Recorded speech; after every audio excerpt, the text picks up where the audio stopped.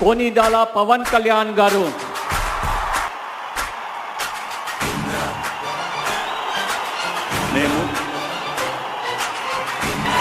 కొనిదెల పవన్ కళ్యాణ్ అనే నేను శాసనం ద్వారా నిర్మితమైన భారత రాజ్యాంగం పట్ల నిజమైన విశ్వాసం,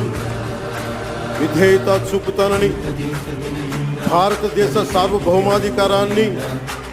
సమగ్రతని కాపాడుతానని, ఆంధ్రప్రదేశ్ రాష్ట్ర మంత్రిగా నా కర్తవ్యాలను శ్రద్ధతో,